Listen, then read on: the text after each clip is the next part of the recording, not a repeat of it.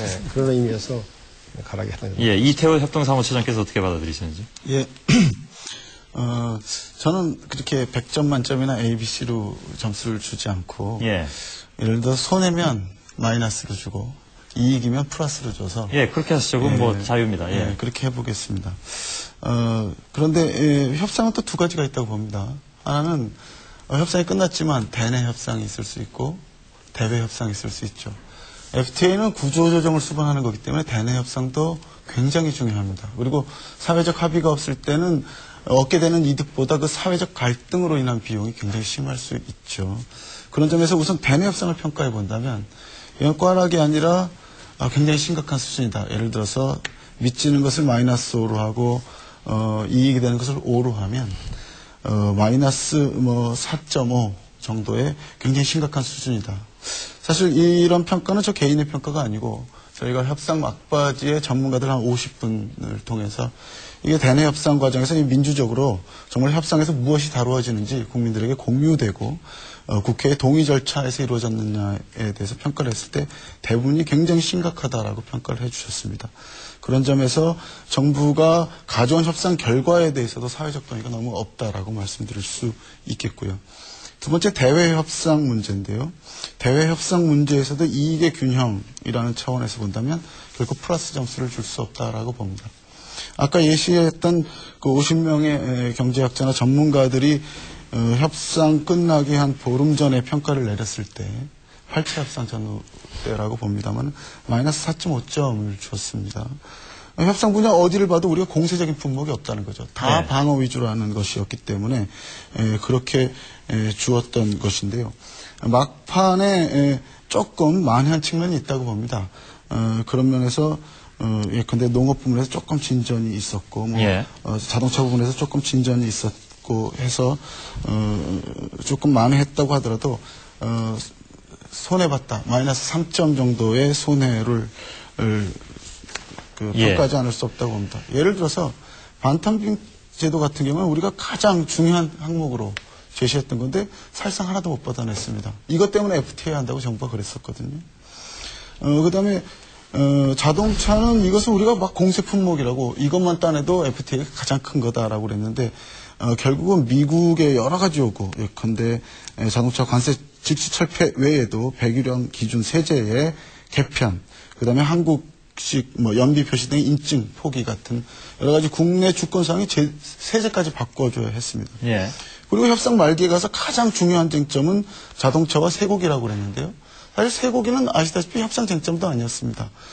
그런데 정부는 1년 전에 국민들한테 뼈 없는 쇠고기가 안전하다고 말해놓고 지금 미국의 압력에 따라서 이제는 뼈 있는 쇠고기도 안전하다라고 국내의 가장 중요한 검역 기준마저 바꾸고 있습니다. 이런 점에서 본다면 전체적으로 공세적이거나 이익을 따내는 협상이라고 보다는 상당 정도 마이너스 협상, 방어 위주의 협상이 아니나 싶습니다. 알겠습니다. 네 분의 총체적인 평가를 들어봤는데요. 일단 그 찬성하신 쪽에서는 B 플러스 정도, 특히 이제 서비스 분야에서 좀 더 개방이 됐어야만 되는데 그런 부분이 좀 미흡했기 때문에 여기까지는 줄 수 없다라는 평가셨고 반대하신 쪽에서는 아예 과락 내지는 마이너스 쪽으로 평가를 내주셔서 아주 극명하게 대비가 되는 그런 상황인 것 같은데요. 자, 바로 이제 최근까지 막판까지 쟁점이 됐던 문제들 그리고 저희가 시간이 허락한다면 그 전에 기존에 쟁점이 되었던 문제들 이미 이쪽에서는 제시한 바 있습니다만은 무역부재 문제라든가 등등 이런 문제도 저희들이 이 자리에서 좀 가려봤으면 좋겠습니다.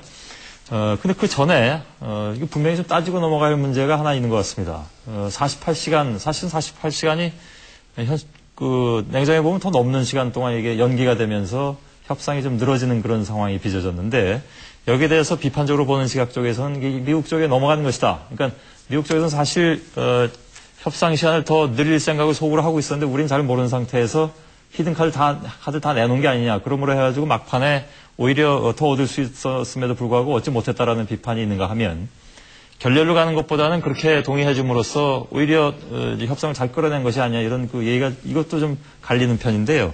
박태호 원장님께서 우선 거기에 대한 평가 좀 해주실까요? 네, 우선 그 협상 시한이 어디까지였는가에 대한 해석은 조금 우리가 좀 서투른 점이 없지 않아 있었던 것 같아요. 저희가 한 달 전쯤 해서 미국의 상원의원의 입법 보좌관들이 한번 방문했었습니다. 한 20명 정도가 방문했었는데 제가 학교에서 만날 기회가 있었는데 이분들하고 제가 이제 그 시한을 얘기했을 때 7월 1일부터 90일을 뒤로 빼면은 5월 달에 큰 달이 있기 때문에 4월 1일이 이제 미국 시간으로 데드라인이다 이런 말씀을 했어요. 그래서 그걸 따져보면은 사실은 4월 2일까지 넘어갈 수 있는 거였었는데 우리가 뭐 주말을 해석하고 이러다 보니까 이제 30일로 잡았던 거거든요. 그래서 제가 보기에는 미국 TPA가 정한 시한은 4월 1일 밤 12시 그러니까 우리나라 시간으로 오늘 낮 1시가 되겠죠. 그게 맞는 것 같고요.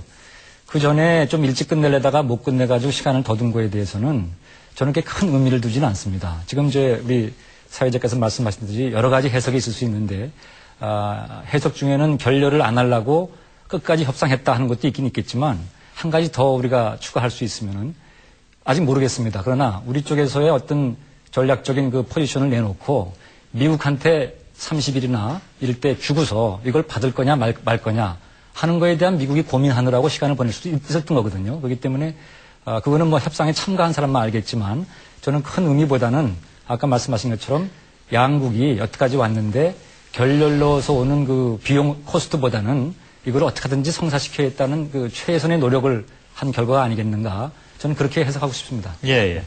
자, 반론 있으면 받아주실까요? 예. 그 부분은 조금 이해가 되기 어려운 부분이 있습니다. 뭐냐면은 협상을 하면서 서로 간에 3월 30일까지 끝내자고 협의를 하고 시작한 거 아닙니까? 근데 우리 해석상의 문제는 아니잖아요. 그건 그렇게 서로 합의를 하고 시작한 부분이죠. 근데 그걸 우리 해석이 잘못했다 이렇게 얘기를 하면 조금 문제가 있는 것 같고요. 결국은 이제 미국 입장에서 4월 1일까지지만은 이제 토요일, 일요일 일을 안 하니까 의회가 금요일 날까지 끝내는 걸로 이렇게 하고서 한 걸로 저는 그렇게 알고 있거든요.